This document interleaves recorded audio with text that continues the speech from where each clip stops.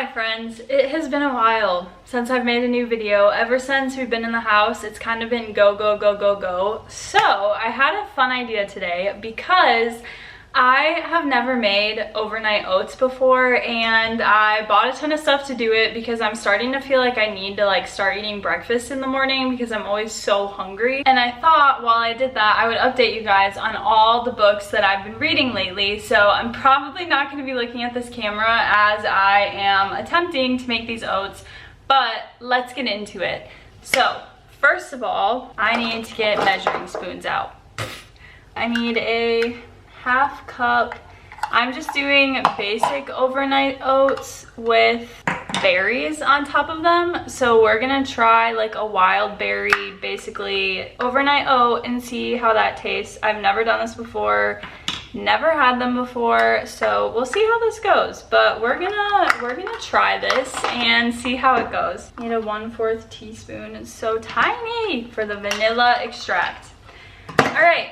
First of all, so while we make our oats, I'm just gonna update you guys. So first things first, the first series that I read was the Atlas 6, which honestly took me forever, I'm not gonna lie. The first book was really good. I was really obsessed with it and honestly could not get enough, and all the characters were amazing. I was like, this is exactly what I would want in like a dark academia, you know, like that kind of vibe. But here's the thing, after that, I can't even remember, I think that Atlas Paradox is the second one, and then I'm getting the containers for my overnight oats. This is kind of harder than I thought it would be to be like talking and doing this, but we're making it work. The second one was a little bit better, but there's really no plot, which is kind of like, I enjoyed it, but I was also very underwhelmed, I think. Like I was just kind of like meh about it. And then the third book, I'm not gonna lie, was not good. I mean, like it was good, but I don't have good containers for this. This is kind of annoying. Okay, well, we're gonna make it work, no worries. Basically, the third one, it was just a lot of I don't know, I didn't really know where the story was going. I was kind of lost and confused, and it wasn't quite what I was expecting, you know? Like I thought that it would be more than it ended up being, and so that was kind of hard. And don't get me wrong, I'm still obsessed with Olivia Blake. I think she is incredible. She's an incredible author. So there was nothing where I was like not happy with her anymore or like not digging it, you know? I was still having a good time, but it was a little, I don't know, like it just wasn't very good. I was kind of bored, and so that was hard with an Olivia Blake book. Like I feel like I've never really been like bored before, you know? So, and the ending was honestly like, why? Like, why are you doing this to me? So I had a hard time with that because that is not what oops, that's the wrong one. So I had a hard time with that because I was so invested, and then it was like, what do you mean? And I don't know, I could tell she was also like struggling with the third book because she did write at the end like what she was personally going through, and I think it just came out a lot in her writing, and so that was a little hard. Like it wasn't as much focused on the series as it was like more current world sad things going on.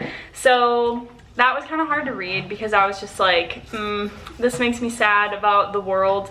But I did like the whole thing about the series is that people persist and they prevail, and no matter what, we're gonna continue on. So I was kind of a big fan of that, not gonna lie. It was okay. I think overall it's probably like a 3-star, which is really sad because the first book I was like, this is so good, I'm loving it so much, I'm having such a fun time, and then by the end of it I was like, well, I read it, you know, like I made it through, so that's good. Okay, moving on, I just poured in the milk to the oats, so that will hopefully soak up and work out the way it's supposed to. I've also decided to make 3 at a time, which I don't know if that's a good idea, I don't know if that's a bad idea.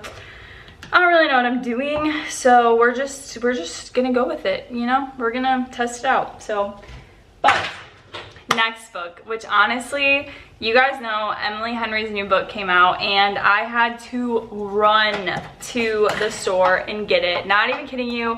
Went and bought it release day. I was so happy. Everything was great. And that book, Great Big Beautiful Life, is probably, I'm gonna need a spoon for this. I don't know if I can say my new favorite Emily Henry, but it was so good, you guys. Like, I was so obsessed and it was exactly what I wanted. It honestly felt like what I wanted Evelyn Hugo to be for me. Like, I was hoping for more of what this book turned out to be as The 7 Lives of Evelyn Hugo, and then I just felt like, finally, I'm getting the story that I wanted when I read Evelyn Hugo, because honestly, that one was not like a favorite to me. Like, it just wasn't, I don't know, it's just not a favorite of mine. But Great Big Beautiful Life was probably one of the cutest, sweetest, most like just life applicable Emily Henry book I've ever read. And Beach Read is still definitely a favorite just because January Andrews and the things that she's going through are still so like relatable. But Alice was also a fave for me because I honestly am someone that can seem very like bubbly and happy all the time, and sometimes it's not real. Like, yes, I am a happy person, I'm joyful, but sometimes I'm in a bad mood, sometimes I'm angry, sometimes I don't like people and I'm still really nice to them, and that's like, it is what it is. That's just how I was made. So Alice was very like relatable to me because she's so like just happy and happy to be there and sweet and kind, and he's like, I forget, Hayden, is Hayden the guy's name? But he's kind of like, you don't need to be this way, and she's like, but I like being this way, and that's how I feel. So Alice kind of became an instant like connection character for me, you know? I really liked her and I just was like so enthralled by her story, and I thought the stuff with the woman who I am forgetting her name, but the one that it's like her life story, the big Hollywood star, was so good. I was seeing the Goodreads comments and some people were like, this was so boring, I didn't like this, blah blah blah, and I'm like, what? How? It is so like Cosmo, her love with Cosmo, her sister, all that stuff that was happening. I'm like, you're gonna sit here and tell me you didn't like that? I got chia seeds. I've never even had chia seeds before, but I'm just trying to get good stuff, like eat good stuff in the morning, you know, that's not just like a granola bar.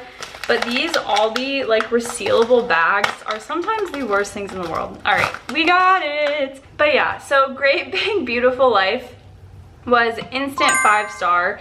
I was so obsessed and just loved it so much. And today I was talking to a woman at work who's like way older than me, and she's like, yeah, I was just reading this book like on my vacation. It was like highly recommended. It's a New York Times bestseller.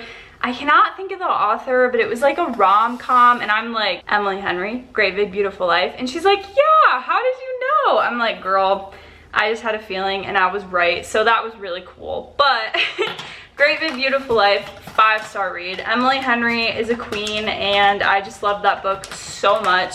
I'm also low-key hopeful that she starts writing more stuff like that because I just really enjoyed it and had such a good time, and honestly think about it almost daily and kind of want to reread it. I'm not gonna lie, I just read it like in May or April when it came out. I can't even remember now, but I already want to reread it, and those last 5 chapters are crazy, so crazy. And I mean, I guess some of it was a little bit expected, but overall I was like floored. And then the end of the book, like those last couple chapters, I was literally sobbing.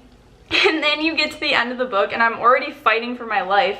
Did I not grab honey? Okay, 1 second. I genuinely don't know what I did with the honey. Am I crazy? What the heck? Guys, the honey has literally disappeared. I'm not even kidding. What in the world? Ha, we found her. She just wasn't in the right spot in the pantry. So I was like freaking out because I'm like, am I going crazy? No. But Great Big Beautiful Life, 5 stars, would recommend, all that. And next, moving on, I'm adding honey to these bowls now, which I'm not gonna lie, I'm not the biggest honey or Greek yogurt fan, and I'm adding both of that to these. We're just gonna try. We're gonna be healthy now, you guys. This is just what's happening. But next one, I went back to Olivia Blake. In the midst of all of these, I was still reading the Atlas 6 trilogy, but I got her new book, Gifted and Talented, and I read it on the plane on my way to North Carolina, Wilmington, where One Tree Hill was filmed. That is honestly, it was like a film shoot for work, but then it became like we had one day that just felt like a vacation.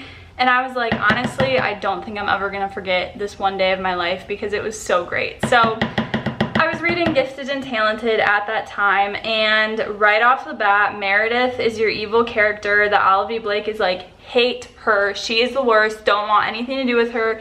And I'm like, low-key, Meredith is a vibe. I love a girl boss who is ruthless, so am I gonna hate her? Absolutely not.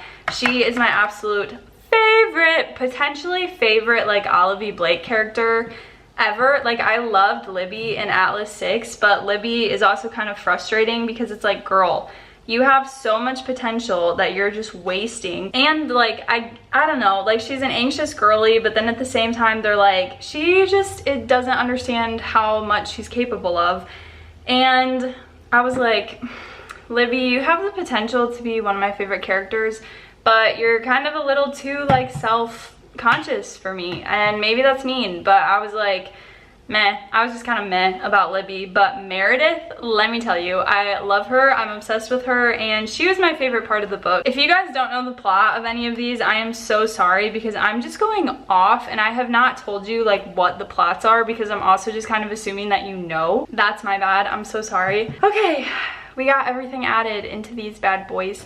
So now I'm gonna mix them up, and these containers are way too big for them, but hey, you learn, you know, we're learning over here. Basically, Gifted and Talented is about these three like very rich kiddos of this man who owns a business, and they are each kind of terrible human beings, and there's a lot about them that's like out in the world. There's a lot just about like who they are. And Meredith is the oldest sister, and she owns her own like tech company kind of thing, and she has developed this software that claims to make you happy. But there's this reporter that she was previously in love with named Jamie, who is determined to prove that her whole thing is a scam. And her and Jamie are amazing. You guys know how I feel about enemies to lovers. So right off the bat, I was like, you know, I also said Meredith is my favorite, completely forgetting about her other book that I love, the one about the witches. I can't remember what that one was called, but I also loved that one, as you guys know, so that's my bad. But Meredith is still one of my favorite characters. And then you have the son, whose name is Arthur. He's the middle child, which also is kind of funny because the siblings in that book are me and my biological siblings, like our order. So I just thought that was kind of funny. Like, I have a middle brother and then a sister, and I'm the oldest. Anyway, so they parallel me and my siblings. But Arthur is kind of crazy. I'm not gonna lie, at the beginning of the book, I didn't really like him that much because, well, my camera decided that it had enough of filming, so that was extremely rude, and I'm not a fan of that. But we're back. Don't even worry, guys.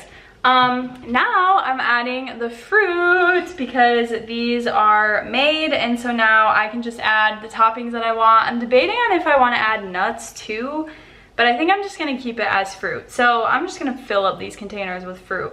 But Arthur is kind of this like crazy party character. So at first I was like, I don't really like him. He's not my favorite. Look at this big bowl of just berries that we have, but okay.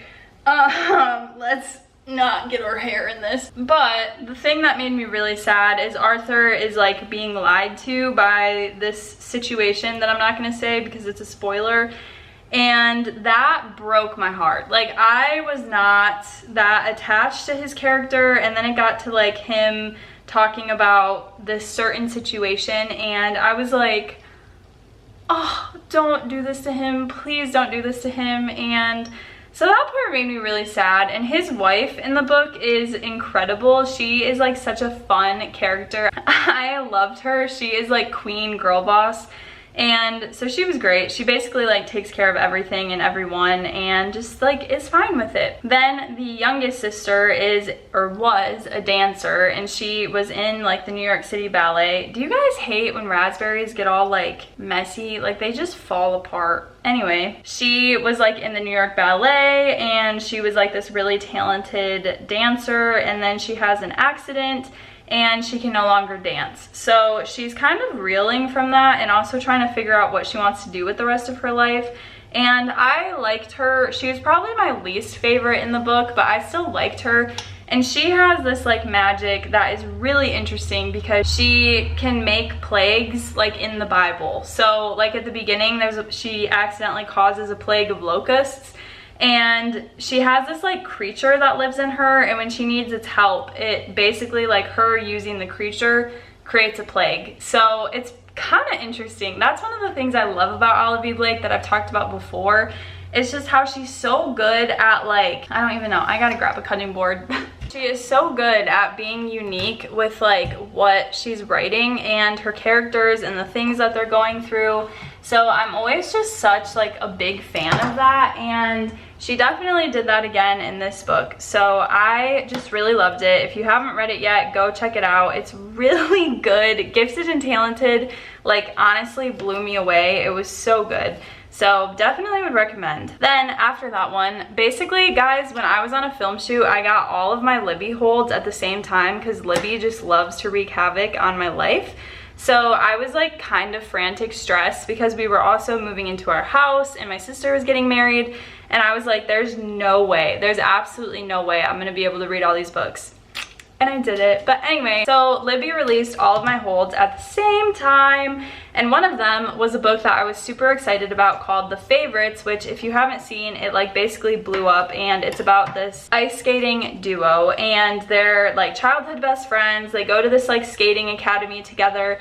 I was so excited to read this book. I was thinking like dance academy vibes. I was so excited for an ice skating setting because ice skating is like one of my like niche interests that I like get obsessed with every once in a while. And so I just couldn't wait to read this book, and honestly it was just okay. Like Katerina kind of frustrated me, and she was just a lot, and the drama between her and Heath was kind of like stupid. And like at one point he disappears, and I'm like, you're telling me this man just literally like disappeared in another country when they were trying to like be in the Olympics? Like he's just gone, and then it turns out he was like training in Russia, and I'm like, okay, all right, this is a little much for me. But I was talking to my friend about it, and she was like, you know, one of the things I really love about the author is that she basically just tries to create these female characters that like do anything they possibly can to like win, and Katerina is obsessed with winning an Olympic gold medal because duh, what else? I think that is a good way to look at this book, because at the beginning of it, it just felt really YA, and I was like,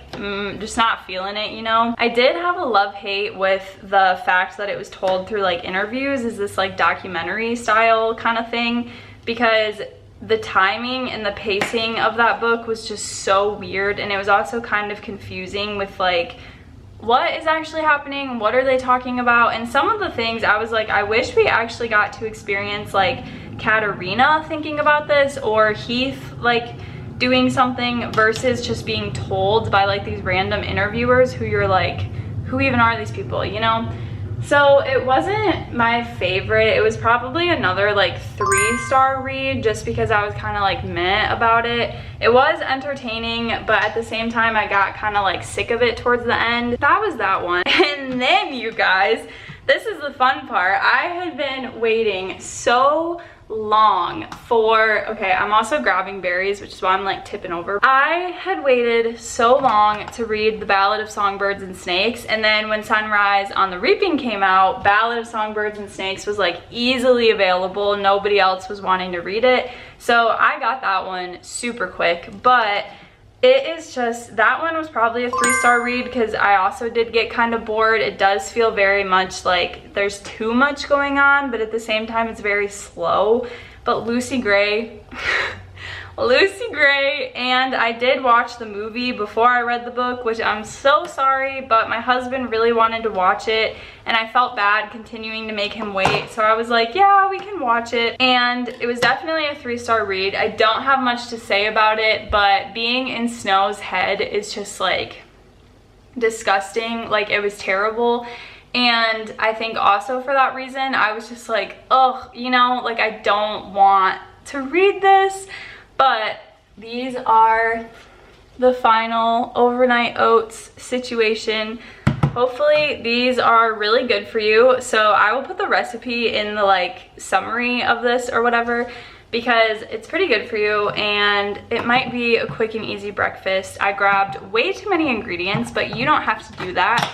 And you can add your own toppings. So anyway, I'm done making the oats. But Ballad of Songbirds and Snakes, my favorite part was Lucy Gray. Like, I just wanted more stuff about her and with her in it. Like, I wanted more scenes of her. I was just kind of obsessed because she is such an interesting character. And like, Suzanne Collins writing these characters, and specifically Lucy Gray being someone that is like, I don't want anything to do with the Capitol. It's all a scam. It's all terrible.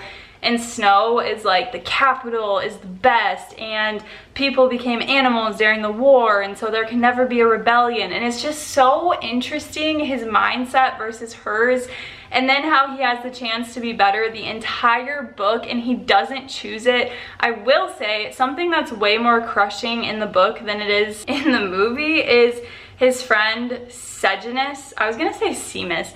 His friend Sejanus. What Snow does in the books is so much worse than in the movies, and I knew it was coming, but it's so much worse in the book, and there's so much more to it.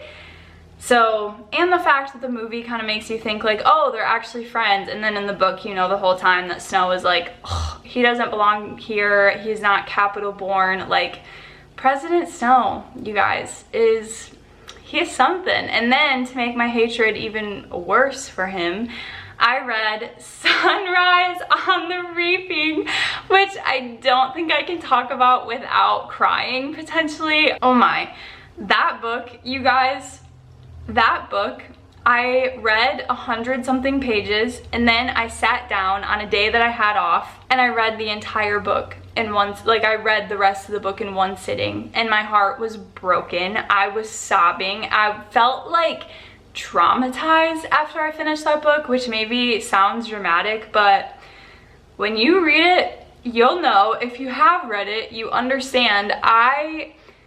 I think it's worse reading these, like the Hunger Games books, and thinking about the Hunger Games when you're out of that age demographic. Like, I'm not their age anymore. I'm older reading these, and it just feels so much more brutal, so much more worse. So thinking about like these little kiddos is just more heartbreaking, and stuff with Haymitch and the fact that he's trying to protect them. And it kind of feels like Catcher in the Rye, where he's like, I don't know, like he kind of has Holden Caulfield vibes a little bit.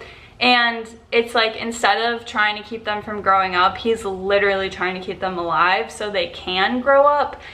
And that book was so painful. I don't even know how I'm gonna watch the movies, to be honest with you, because it's gonna be rough. So, but it was a 5-star read. I enjoyed it a ton. It was so good, even though it hurt so bad. And I had a couple friends that read it at the same time, so we were like screaming together. And it was also just like, what is this book? Like, Suzanne Collins tortures you that entire book. Like, as soon as they, even like before they get into the Hunger Games, it's just like, and the things that she does in that book, like the things that she talks about, the things that she says, the things that the characters are really subtle about, it's like there is one paragraph about AI and how it was like so bad that the Capitol like stopped all use of it and it just never became a thing. And I was like, she's talking about AI, you guys, how do you not see this? Anyway, so Sunrise on the Reaping was 5 stars, even though it hurt so bad. That one hurt. But that is everything that I have read up until now. I'm currently almost done with Second First Impressions, which is just like a cute, sweet little rom-com. So yeah, that's it. I have my overnight oats. Check out the overnight oat recipe in my little YouTube video summary bio thingy, whatever it's called, video description. That's what I'm looking for. And I will see you guys on the next one. Thank you so much for liking and subscribing. I love you all. Bye.